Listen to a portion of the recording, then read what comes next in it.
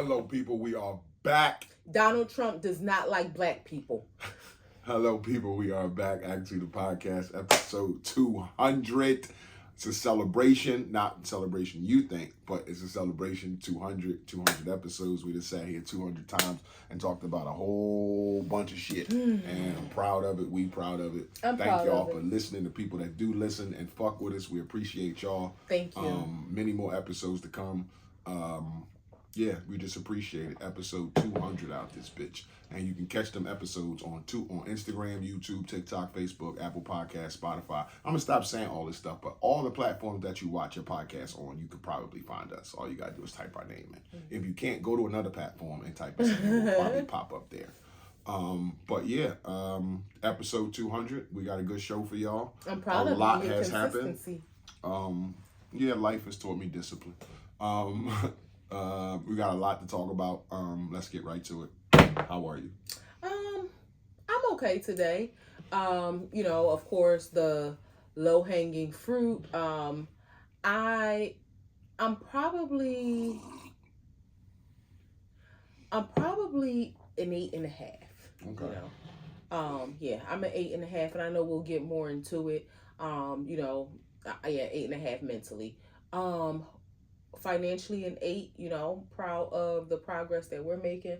I know you got some things, jangling, and I'm proud of you. Brewing.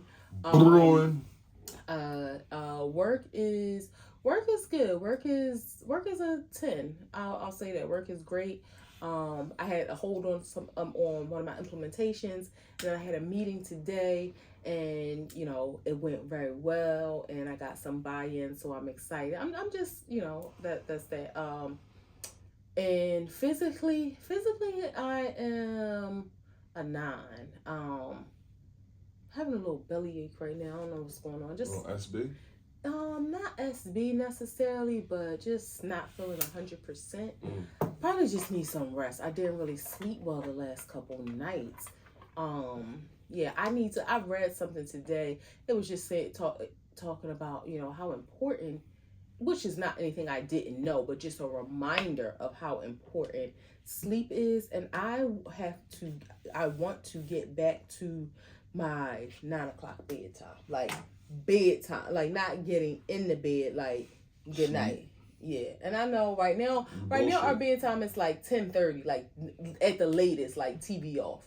But I want to push that up some. Like I need more rest because I want to start getting up earlier to do my physical stuff, and it's just important for you to get good rest. And as we get older, I don't take that for granted. Fuck no. Yeah, I don't take that. One of the main things, other than what you eat, is how you fucking rest your body, how you rest your vessel. Moving, eating, sleeping, praying, of course, but I'm talking about from a physical standpoint. Like those are the things that are very important, and I gotta fuck you up if you don't do them right. And I love sleep, but I mean like some good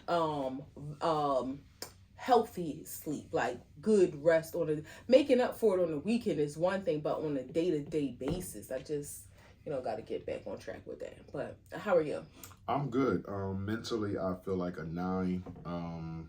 Finances is 8, leaving room for growth. Obviously, work I would say is a 9. And physically, I feel like a 9. Wasn't at the gym today because I just wanted to relax and chill. My fucking shoulder is killing me. Pain started in my back, like my lower back, and then went up. So I know it's like not nothing serious, like it's just moving around. We really got to implement some stretching. Yeah, and stretching. I was listening to Mark Lamont Hill, and he was saying like when you stretch, a lot of people stretch for 5 and 10 minutes. Like a good stretch is like 30-35 minutes. Just like you can go to a place. I want to go get stretched. Yeah, I know. Like I told you about that years ago. Then. You at Cherry Hill, it's a place that you can go get stretched. Mount Laurel, there's a couple. Yeah, a good bit. It's like $250 to get stretched. Well, but you can catch like those first time introductory things for like $50. Now that might not be the whole session, but it might be. I was ready to say it's not going. It may not be the 50-minute session, but it might be. It's like I get what you're saying, and that's something I received that. Yeah, but that's like going to get a massage for 15 minutes, just the introductory. It'd be like, what the fuck? It's over that quick. But we know what a good massage is. We don't know what a good stretch is. But I mean, yeah, I definitely think And for myself, as part of my physicality, I want to get back to my yoga, because that's good too. I know you did it once or twice and you enjoyed it. Yeah, it's good to stretch though. Yeah. But physically, I'm a 9. I'll be back at it tomorrow though. But yeah, I'm good. What's your wows and woes? Wows and woes is was at work today. Was at work this week. Talked to some boss. I don't have no woes. Nothing stressing me. Nothing is pending doom, which is great. Thank the Lord. What was I about to say about my wows? At work? Oh yeah, at work. Talked to some bosses and got some things moving in the works, and just super excited about that. Never like to be stagnant in my job, so just to do some different things and see some change will be good. So I'm super excited about that. Of course, I'll talk about it when that moment comes. Yeah. What about you?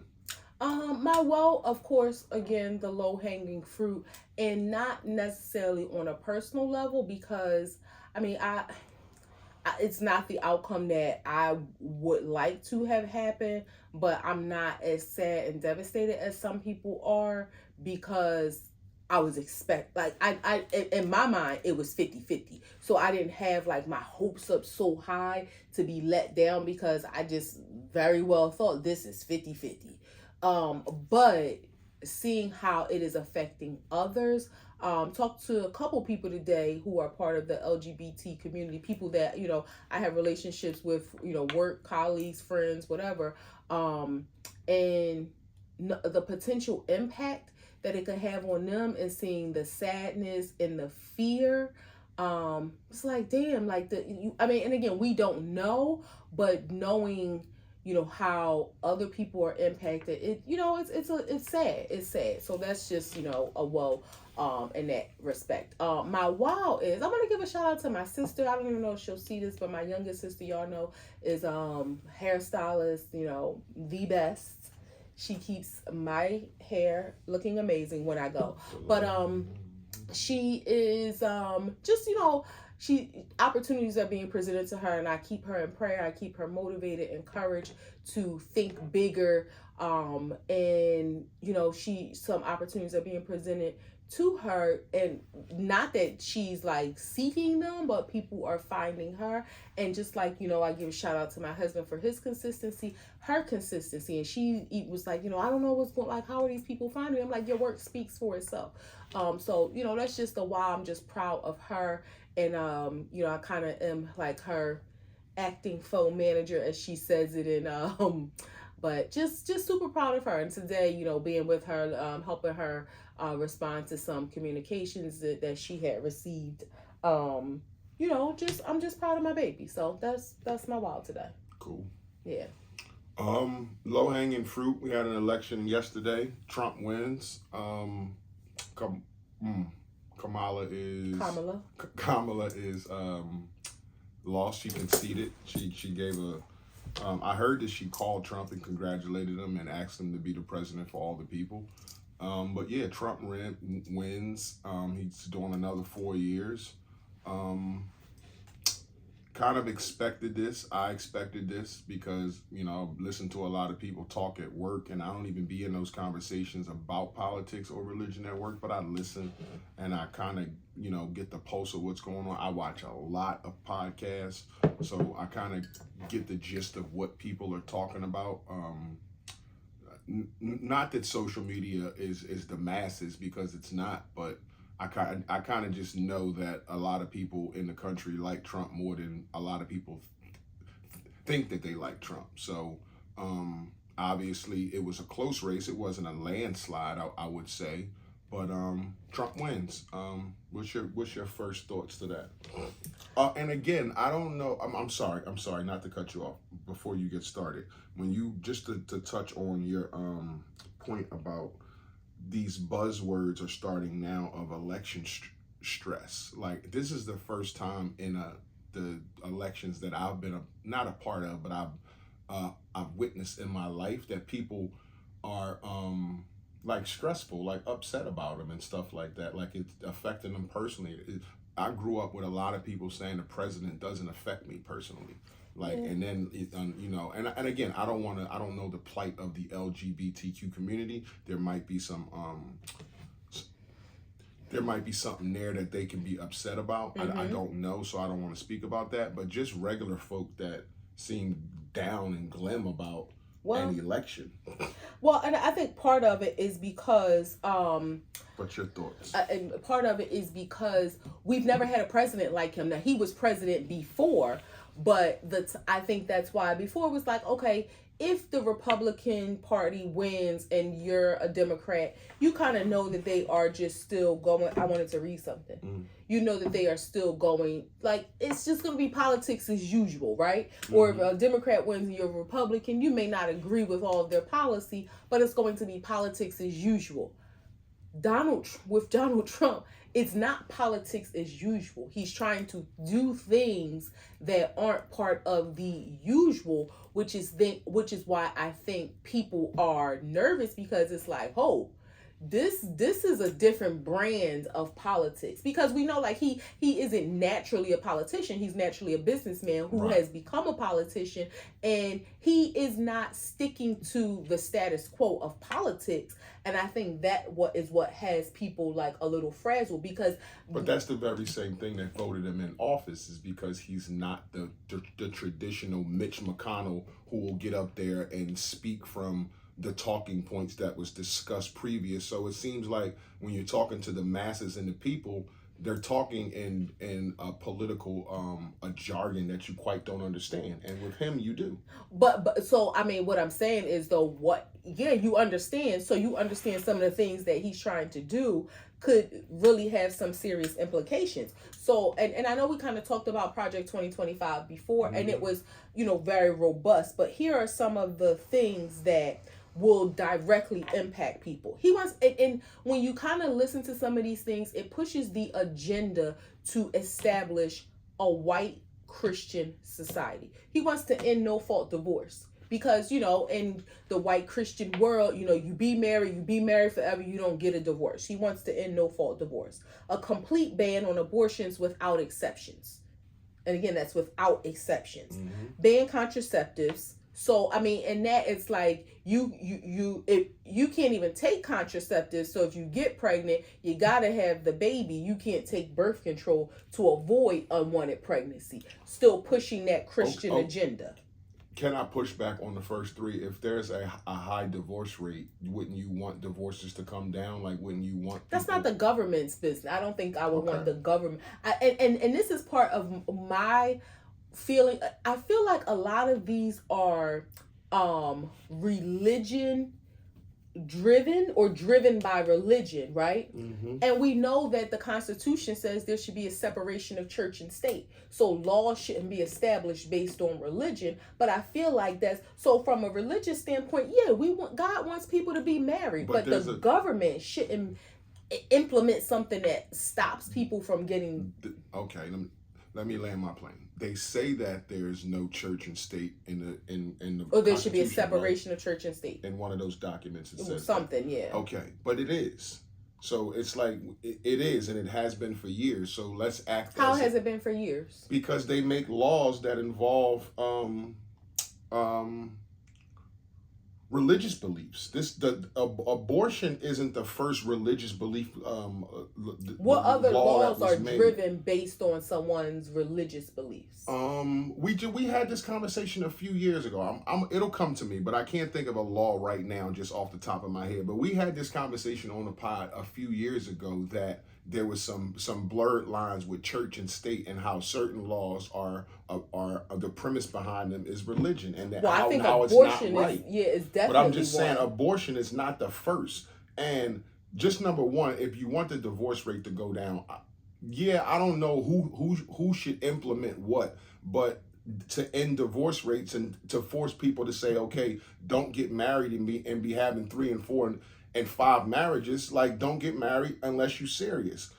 Ban contraceptives, I think that's a problem. I don't think a complete ban on abortions. Okay, you don't believe that you should kill babies. So I'm not saying you're upset about any of this. I'm just telling you, okay. And it says without exception. So we talked about rape and incest. Yeah. I got you. And abortion, divorce, I don't think that's a political matter. Like, yes, as a society, we would like to see more people get married and stay married if they're happily married, but to end no fault, it's almost like, okay, if you get married, you're going to be stuck in this marriage if you did make a mistake, or you married the wrong person, or it just doesn't work out. See, I just don't think that should be a political agenda for the government to make a law about I think divorce. That's rich people shit. I think that would help rich people when they get married, that okay, a woman can't just decide she don't want to be married and anymore. Take your money with you, like she got to stay. So it's not like it helps in some ways, but again, I understand what you're saying and who's implementing it. I don't know if the government should be implementing. It's like, let's make a list one day of what the government should be doing and what they shouldn't be doing. Because if this government there, what the fuck do they do if they don't make laws? If they don't, I don't know what the fuck regulate divorce is my thought. Tax breaks for corporations, okay, we and the 1%, we get that. Higher taxes for the working class. Like, you're going to give tax breaks to the rich people, but higher taxes for the working class. Elimination of unions and worker protections. I don't know how you feel about that. Raise the retirement age. So not only will we be paying more taxes, we'll have to work longer in order to get retirement. I wouldn't vote for that. Cut Social Security. So what the hell is going to happen to all of our money we've been paying into it for all these years? Cut Medicare. So this means you're going to have to pay out of pocket for health insurance once you do retire, or just, again, it's going to cost more money. And to me, this also is, and this is of course, again, contingent on these things being approved, but this is a part of the transition project, the part of the transition project. But this is, like you mentioned last week, the separatism. This is going to be a clear delineation between the haves and the have-nots. Mm-hmm. Because it's not even the have-nots no more. Well, you can say that, but it's like the rich and the poor. Well, that's what it's taking out the middle class is what it's doing. Well, that's what I mean. The haves meaning the rich, the have-nots taking out the middle class. The people that don't have. No more middle class. In Affordable Care Act. And what some people don't realize about that, the Affordable Care Act, it didn't just require everybody to have insurance. That was part of it. But what it also implemented was that people couldn't be denied insurance because of pre-existing conditions. It removed underwriting in insurance, which says, you know what? You had a medical emergency some years ago, so we're going to make your insurance rates higher than the person over here who hasn't. So that was also part of the Affordable Care Act. The Affordable Care Act made preventive services like your mammograms, your colonoscopies, all of that free, because so that's all part of that as well. So people don't understand that. We can't talk on all the points though. I'm not going to talk on all of them. Raise prescription drugs, eliminate the Department of Education, which we talked about that. It'll be state ran. Use public taxpayer money for private religious schools, teach Christian religious beliefs in public schools, and free and discounted lunch school programs, in civil rights and DEI protections in government, like affirmative action. Right. Ban African American and gender studies in all levels of education. And if schools do teach those, we heard him say they're not going to get funding. Ban books and curriculum about slavery. Ending climate protections, which is going to exacerbate global warming. Mm-hmm. Increase Arctic drilling.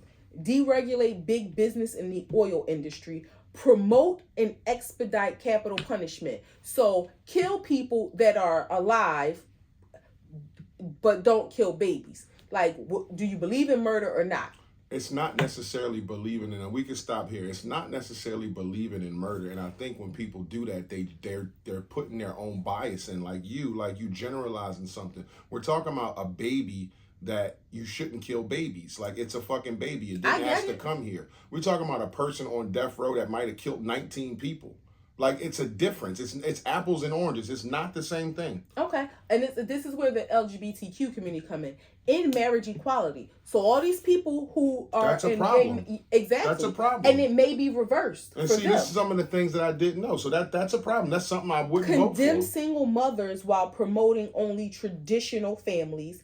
defund the FBI and Homeland Security, use the military to break up domestic protests, mass deportation of immigrants and incarceration in camps. And I know one of the things you wanted to discuss, which was first in business. Mm-hmm. That's his first priority. Yes. End birthright citizenship. So even if your parents aren't citizens, if you're born here, you're a citizen, that will be no more. Ban Muslims from entering the country, regardless if you're a terrorist or not. If you're Muslim, you can't come here. Eliminate federal agencies like the FDA, EPA, NOAA, and more, and continue to pack the Supreme Court and lower courts with right-wing judges. Mm-hmm. So this is why I think, unlike ever before, people are, you're realizing like, hey, my kid gets free lunch, or my kid gets discounted lunch, or I've been working all these years for Social Security and now I'm going to have to work longer to get my retirement and not get Social Security, which means I'm going to have to pay out of pocket for my insurance, and you're going to disable the Affordable Care Act. So if I'm old and have any health conditions, I could be denied insurance, or I could be charged an astronomical amount after I done worked until I was 80 years old. And what the hell am I going to do? Yeah. So I think all of people seeing these things, it's like, whoa, what is about to happen? And we don't know, because some of these things could be approved, some of them could not be. But I think it's the unknown is what's scary. But my point is, it's nothing you can do. And again, I received what you said, but there's nothing you can do. He was the president before. Just like every president, there's some shit you don't like, and there's nothing you can do about it. As a person who voted, a citizen, whatever, you can't do anything about it. So let's cross that bridge when we get there. If that's a list of shit, and there's a lot of things wrong with that list. But if that doesn't happen, then all this worrying and stress about the election was for naught. It's null and void. So it's like, if you ever heard the phrase, if it's tangible and you can put your hands on it and change the situation, you do. If you can't, then you just don't worry about it. Let me bring this. Let me level set this. Right? I couldn't land my plane. You said don't worry about it. Okay. Go ahead. I'm sorry. I didn't mean to interrupt you. Go ahead. Let's say, right, Trump came and said, you know what?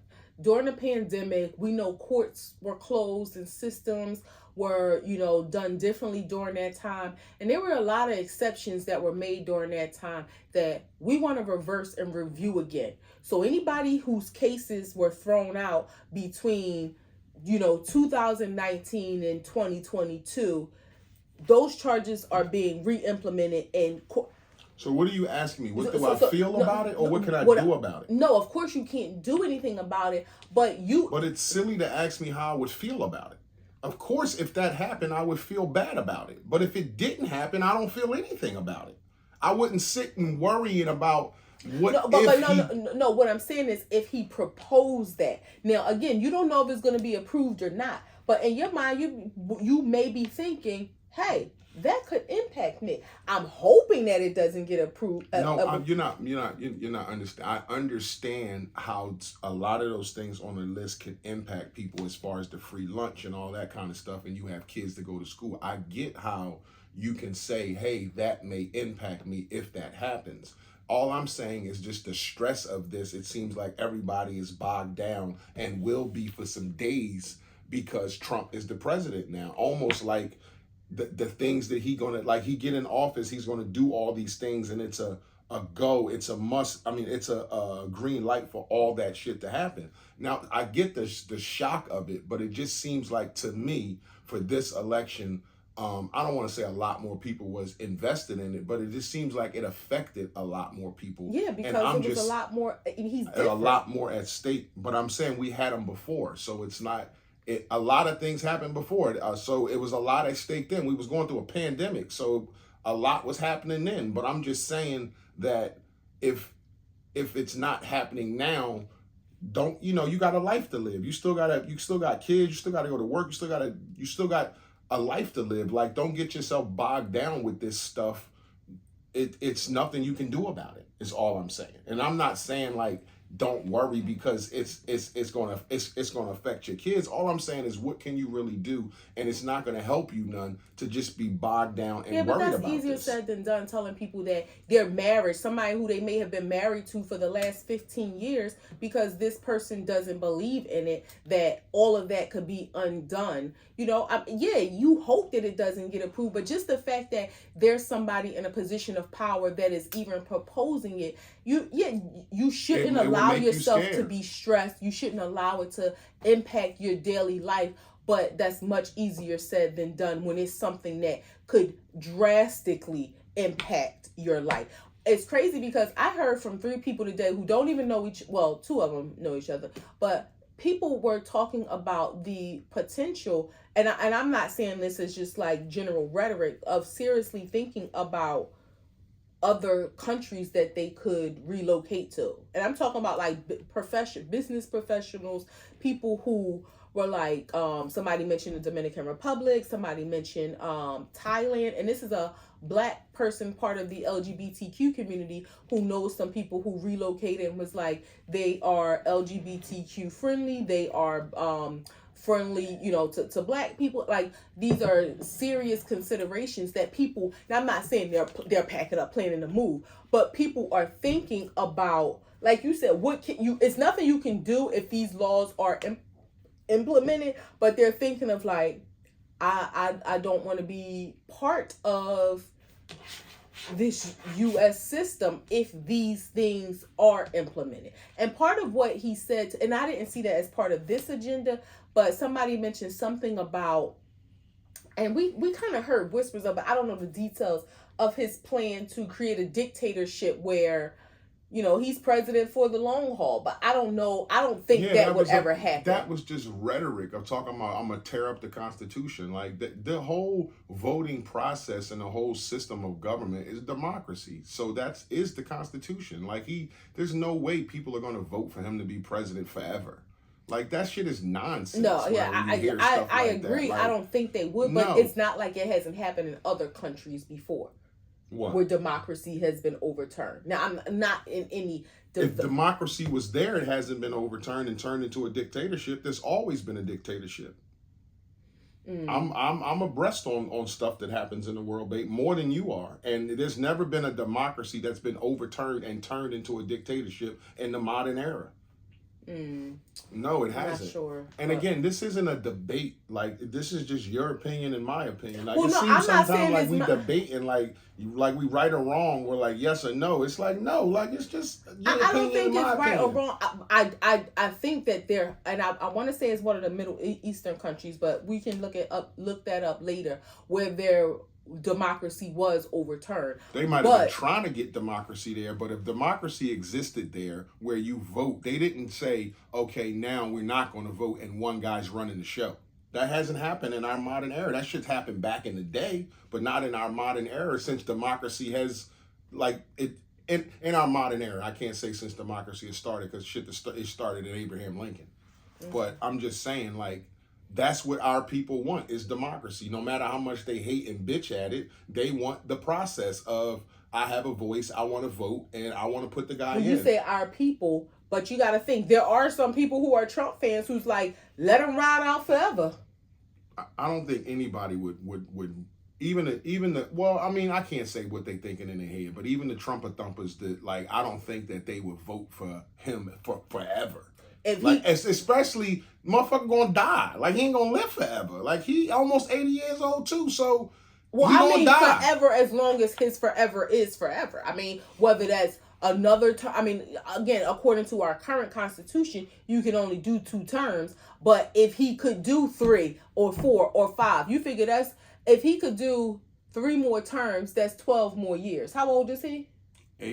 I think 78. So that would take him, well, he's about to do 4. So let's say if he could do 2 more terms after that, so that would take him to 90, right? 78 to 82.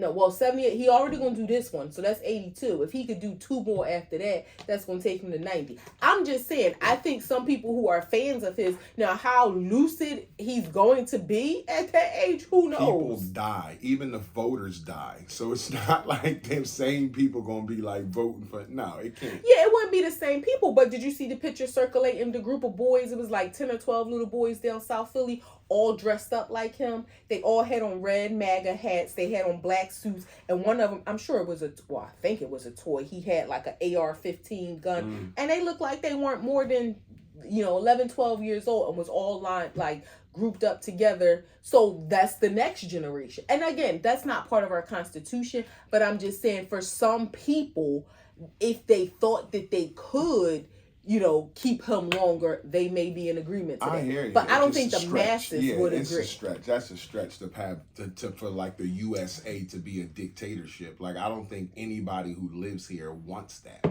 That's the whole purpose of the USA and being able to do what you want to do and come here and build a business. And if the president do some shit you don't like, you can say, hey, I don't like that without getting fucking hung or stoned or some shit. So I think that's not something that the masses would ever vote for. I don't think the masses, but I think you have some pockets of his fans.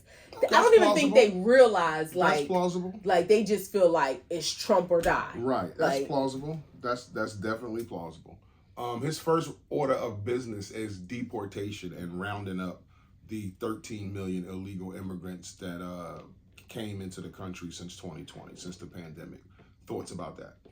What a lot of people may not realize is the illegal immigrants aren't just adults, right? So when adults come in, they have a difficult time of maneuvering because they may not have ID, like those who aren't given ID and stuff like that. But when they have children, their children can, even undocumented children, can go to school. They can get health insurance when they come here.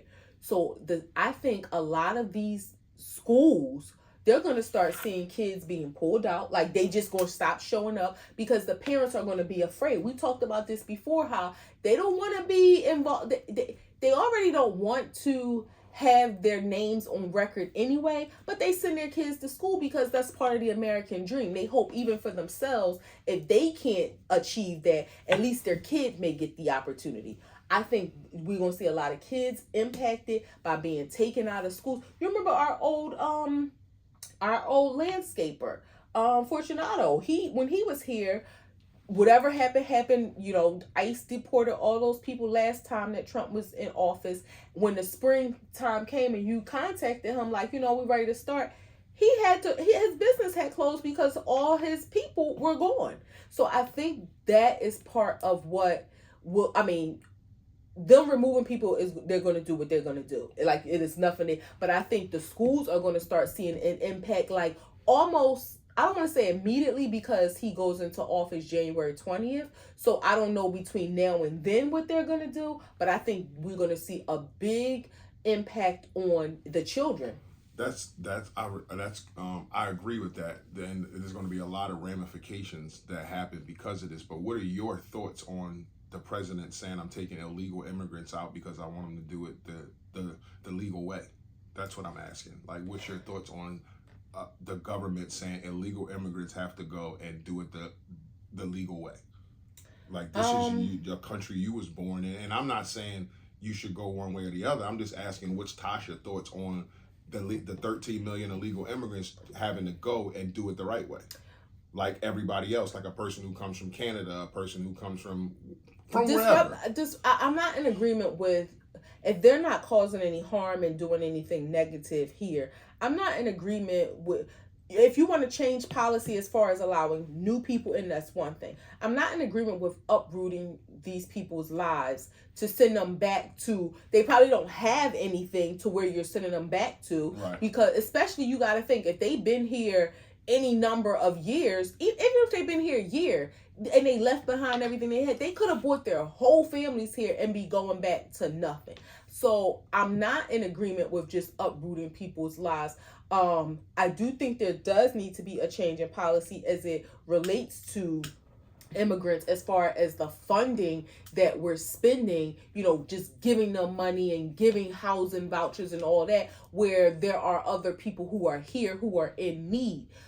So I'm not in agreement with this whole mass deportation of people. I think it's pretty sad. It's pretty sad. And I think what's going to happen, I think some families, and they may have good intentions, but they might abandon their kids, where it's like, because if you leave your kids, right, and you like, okay, send me back, and you leave the kids here, the kids are going to end up in the system. They may not be able to identify who the parents are to be like, okay, we're going to find your mom and dad in Venezuela, or we're going to find your mom and dad in Mexico and send you back, which means the kid. So I think in their minds, they may abandon their kids so that their kids can stay here and have a good life. That's just my theory of what may happen. The things that a parent will do for their kid. Right. But coming here, making that sacrifice to come here. I don't necessarily agree with uprooting people's lives and and children's lives. It's because these people have been here for a few years, and obviously they know when they come here to have babies, because they know it's a part of them staying. So I'm sure in the last 3-4 years, if they could have had babies, they had babies, because it's like a part of them. Like it's almost like a green card to them. Like, I'm gonna be able to stay because I got a kid who was born here. So I don't think there should be a different type of system. Like, maybe if you do round up these people, you should make them process here. Like, if they're established here, have jobs, ain't been in no trouble, then they should be established and go through the process here. They shouldn't be sent back there. Right. Because they have all the identification and everything that they need to verify who they are, and they can go through the process in the country. Now, the 25,000 people that has been raping and murdering and all that stuff of the immigrants, because again, they let some jails out and they came across the border. They let some cartel people come across. So it's some bad people in the crop, just like it is everywhere. So I'm okay with rounding those people up and getting those people out, the people who break in houses and all that kind of stuff. And I'm not saying that's significant to Latino and Spanish people. I'm just talking about the illegal immigrants that came from anywhere that we see on the news, that they say out of the 13 million, it's 25,000 of them that were in prison, that were rapists, that were murderers. Those people don't have jobs. They're just walking around trying to do crime and start gangs and all that kind of shit. So I don't believe that you should round them up and kick everybody out and their kids and uproot them after they've been having a good life for 3 or 4 years. But I do think there should be some process to how you come into the country.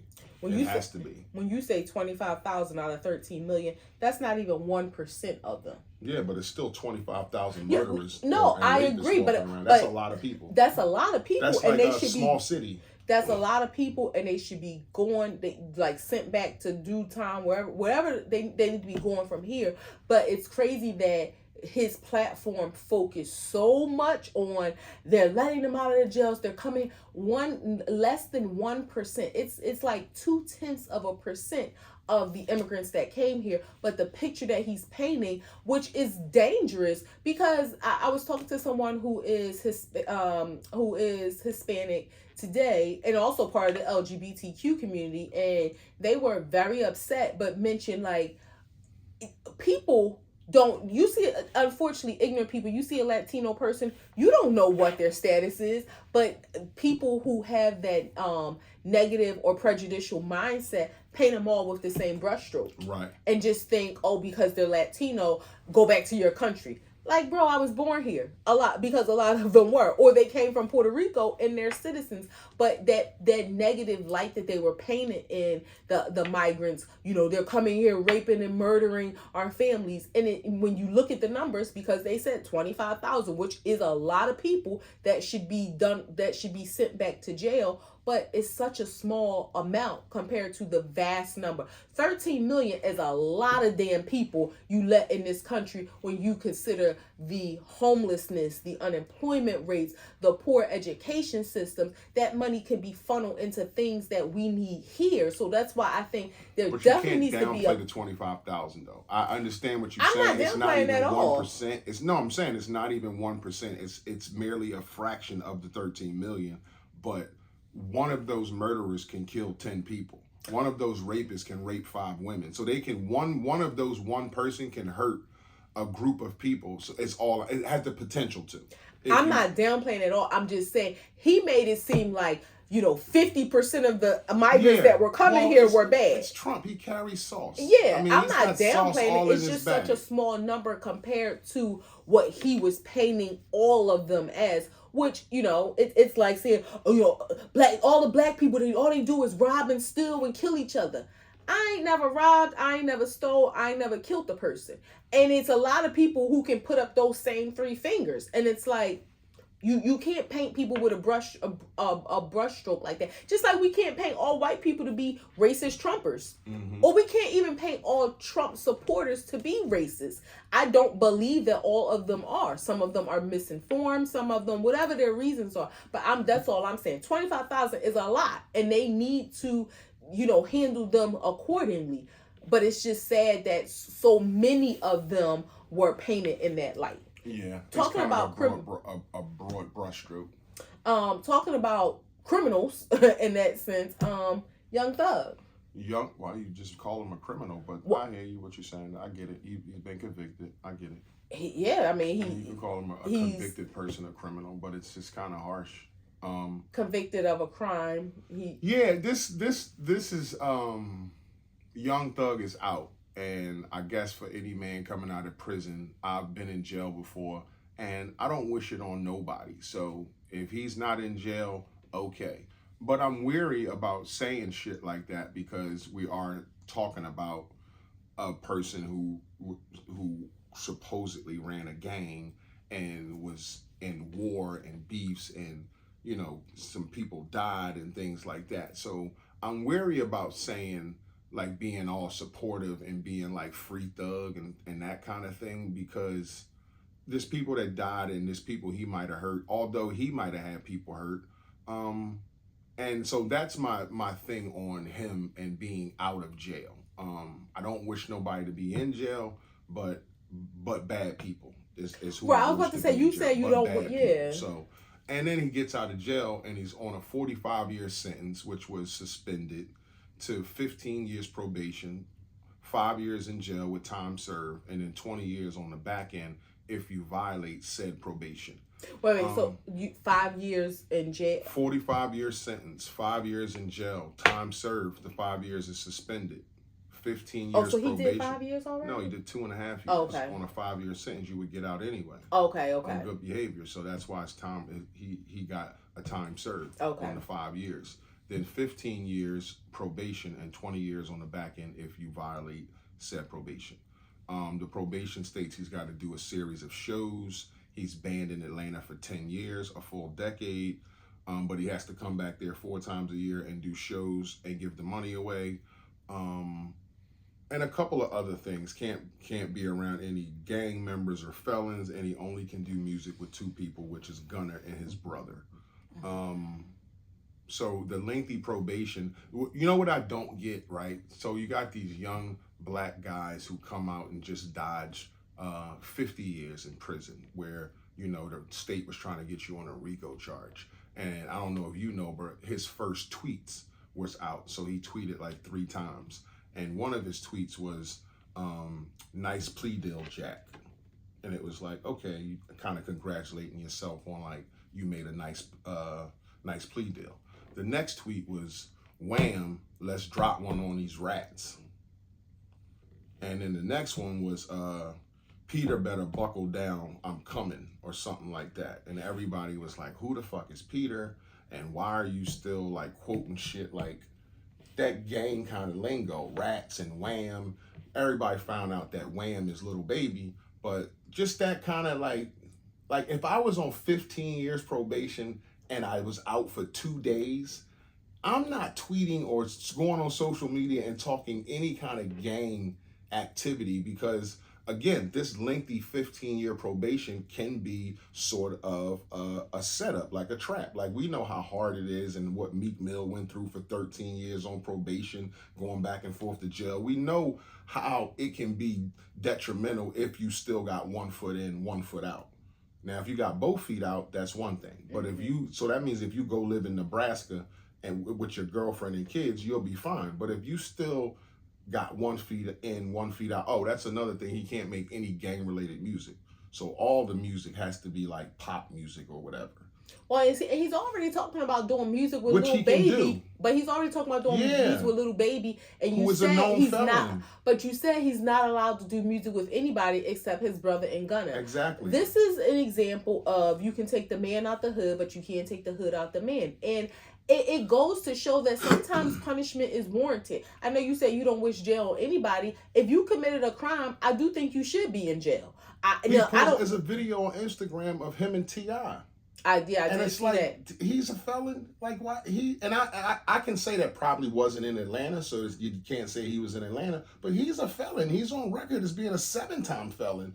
That's not. I wouldn't be standing next to nobody like that. Yeah, I mean, I'm not surprised because when it just makes me cringe. Like, when you are of that mentality and you feel like you got away with something. What makes I don't know why. First of all, and I don't know if he physically, was pulling the trigger to do anything to anybody, but you're a part of that lifestyle where y'all are warring and beefing and shooting back and forth. You lost your sister, you lost one of your baby moms in like street gang war violence. Like, I'm not surprised, and I think that unfortunately he will either end up back in jail or deceased. That I think that is what will happen. Because I don't think that he is in the mental space to like learn a lesson and want to do good.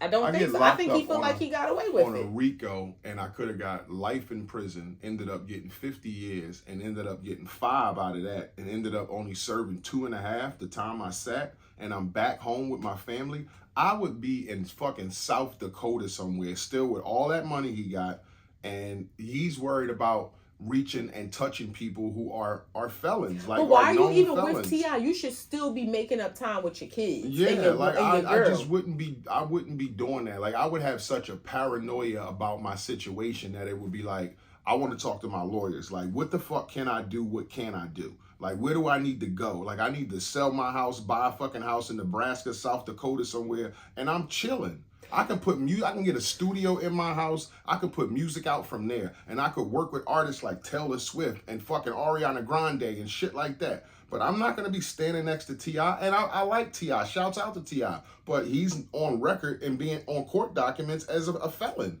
And they told me I can't be around felons, and they told me I can only be around 2 people to make music, my brother and Gunna. So that's it. I'm not doing music with nobody else. I'm not doing no features with nobody. I'm not doing shit.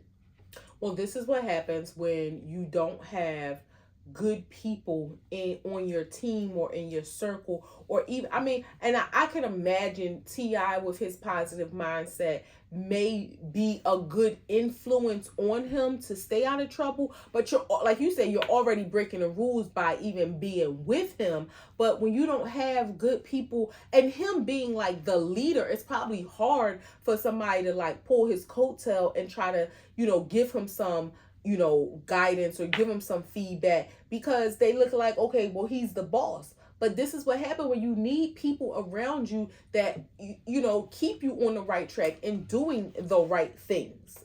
And when you don't have that, unfortunately, you can be headed on a path of destruction. I hope he stays out of jail. And again, you talking about 2 high level people in Atlanta that was warring with each other and killed family members of each other. So that shit is, I can't touch it like that. And I don't know who should be out of jail and who should be in jail.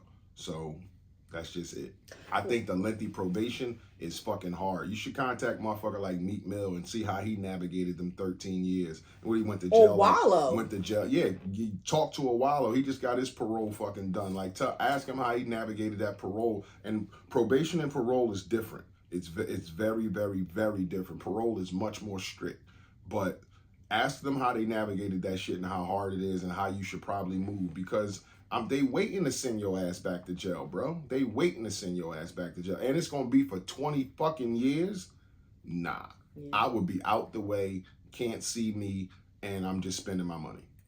Well, speaking of not having good people in your circle, did you see 3 grams. Did you see the video of Kodak Black and Kai Cenat? Mm-hmm. Is that how you say his name? Kai Cenat. I saw the video, and it was sad to me, and maybe this is part of my naivete. You know, I know people do drugs. I know people get high. And I can't say I haven't seen people, because you see videos of people tweaking and stuff on social media. But more often than not, we see like the people nodding on heroin. Sometimes you see the people, you see the people on PCP who are like tweaking out in the streets. But seeing him, it was just very sad, because it was obvious that there's a substance. I mean, I know before it was a substance abuse issue, but obviously it's back. And again, just needing somebody in your circle to kind of like help guide you, direct you, to put you in rehab. Like, what did you just say? It's hard to say something to somebody when you're the boss, when you pay for everything. It's hard to get your coattail pulled when you finance everything. You're the money. And again, he's on record for having drug issues and drug problems and things like that. And to be honest with you, like Kai Cenat, he separated himself. I seen on the video how uncomfortable he looked, but he making like $7-8 million a year, like through sponsorships and fucking Doritos and phone companies. Like, he can't be sitting next to that kind of shit, motherfucker drugged up on. I don't think he knew that would happen. No, he didn't know it was gonna happen. And plus, he's doing like a 30-day ongoing live stream. Like, I ain't cutting it off for 30 days. Like, that's insane that dude can stream like that. Yeah. But so he's doing that, and he's making like $7-8 million a year. Like, you can't be hooked up. Them sponsors will pull that shit knowing that you got like druggies and shit on the show. And not to be like a druggie, but I mean, he's on the show popping perks and shit. So he's out in public doing the shit. You open the scrutiny, but that's fucked up to be that high like that. And the pills is a different addiction. That shit's like heroin. Like, you need that shit to function. But he did the pill in addition to, because they said he visibly got higher as the show went on. Now, the Instagram clip is just a clip, but they said the stream, he visibly got higher to the point where he got hugged. Like, he got up. They said Kai Cenat hugged him and prayed for him. And they said his face was like weird looking. Like, he really, because it seemed like it was his first time being around a street dude who was high like that. Because, he around a bunch of like young kids who got energy and laughing and joking like all the time, playing pranks playing pranks on each other. I think that's the first time he actually sat in front of somebody that was doped up like and that kind of behavior is unpredictable. I would be nervous. I don't know, because at one point he thought he had told him they were in the backyard, and obviously he had it almost looked like a security camera footage. And he was like, he thought he had told him to get out. And I think maybe Kai took him outside to get some air or something. I don't know. But that kind of behavior is unpredictable if you're not used to being around that. I don't know if I'm going to, laugh or giggle and you pop off thinking I'm laughing at you. Like, what, you laughing at me for? You think I'm a joke? Like, you just don't know where that's going to go. You high. You ain't in your right state of mind. You all fucked up. And again, like she said, you can hurt me, hurt yourself, and you in my space. You where, like, this where I make my living at, and it's uncomfortable for me. His face was like weird. Like, I've never seen Kai Cenat look like that. Like, he looked like, and it's people in the background. So it's like somebody from that y'all came with him, like, come get him. Like, somebody come fucking get him off the show. And he don't try to front like, and when he ate the pill, like 5 minutes later, that shit hit him, and he was like really like high. And yeah, Kai Cenat doesn't try to perpetrate like some tough guy. So if this man was to pop off, he probably he just want to have fun. Yep. He just want to have fun. He not Like, trying to get into no ruckus. I ain't here Prayers for that. out to that man. I don't know anything about Kodak Black other than he's a rapper. That's literally all I know. And obviously he has a substance abuse issue. But to see that, I just hope that somebody, and I know you said, when I was talking about Thug, like he's the top of like a record label that has all these people. I don't know what Kodak Black, he must have a manager or somebody at his record label or something that's in charge that can hopefully get him the help that he needs if he doesn't have any family. He's an independent artist. Oh, okay. So it's kind of like his thing. Okay. But, so yeah, it's crazy. But he's always been known to do drugs. Them Florida niggas is different. Like that's you think of Florida, you think of fucking oranges and sunshine, but they got some Disney hoods World, down. right? Disney, they got some hoods down there, and it's down south, so the country too. Yeah. Graham too. Diddy's NDAs release. I saw the NDAs release, and I see that they are for life plus 20 years. Now, correct me, because when I read that, well, I just seen the time frame. I didn't see. You saw like the language. Yeah, you can't talk about him or nobody. You or nobody you know can talk about him.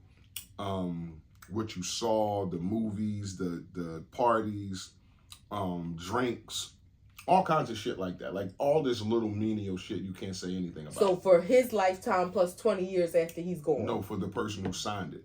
Oh, for your life. Your lifetime plus 20 years. Well, how you gonna talk 20 years after you gone? That's what they said with they said it's a standard NDA. The only thing that looks weird in it is the length of time. Wow. So they said it's a standard Hollywood NDA. Most NDAs are set up like this. Mm-hmm. There's a little bit of ancillary things that he tweaked in there, like okay. So I guess the 20 years must relate to your family members. But how can you?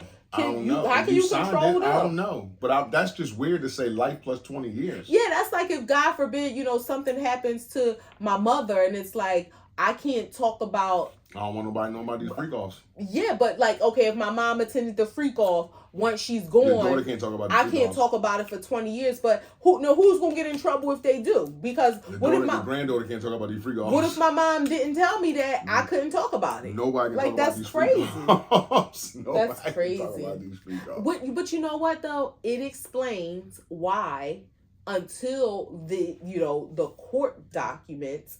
We've never, you kind of heard whispers, but we've never heard the details like we're hearing now because wasn't nobody trying to be subject to any ramifications of having signed these. It makes sense that, people have been so tight-lipped and hushed about it. And now when people are mentioning, it's like, yeah, like I know, I've been there. The one video I showed you, the girl, and she was visibly scared when she was like, yeah, like she was talking, but almost like you could tell she was thinking like, how much should I be saying? So that's crazy. Life plus 20. What the hell? That lets you know like all the stuff in here is supposed to be in here, but I'm going to change the length of time because a regular NDA probably say what, 10, 20 years? I would think But 20 years. 20 years. Even if it said 25 years. So nigga, if you die and you come back and God give you 20 more years, you still can't talk about the freak offs. Yeah. Even if it's new people on Earth, you can't tell them about the freak offs. That's crazy. Last Graham, local NBA player Joel Embiid was had an altercation with a known sports writer in Philadelphia named Marcus Hayes. He be on the radio station. He hosts a show on a radio station I listen to, WIP, and he writes for the Daily News and the Enquirer. Very known reporter, also a known asshole. A lot of people don't like him. So he wrote a story because Joel Embiid isn't playing and sitting out and played in the Olympics and not playing in the regular season right now, although it started. So he wrote a story, a column saying that his dead brother, Joel Embiid, his brother died in a car accident a few years ago. So that he named his son after his brother to honor him. And Marcus Hayes was writing, well, you're not honoring him. because you're not playing, and you know when you do play, you're not playing well, and you named your son after your brother, and you're not honoring your brother or your son. So Joel Embiid saw him in the locker room afterwards, walked up to him and confronted him about it and had some words. And obviously the reporter went back and forth with him, and he told him the next time you do it again, because this isn't the first time, I'm going to accept whatever is coming to me because I'm going to hurt you. And obviously the reporter went back at him, and he shoved him by his throat. They suspended Joel Embiid for 3 games for this because although, you know, you're excited about something and mad, and although he was wrong, you can't put your hands on people. Your thoughts? Pay that fine and do what you gotta do. I don't blame them. Don't bring about. This is a game. It's my job, and it's a game to you. It's entertainment to you. Don't bring my family into this. Don't make it personal. You mad about me not playing my job that I get paid for and that entertains you, and you wanna.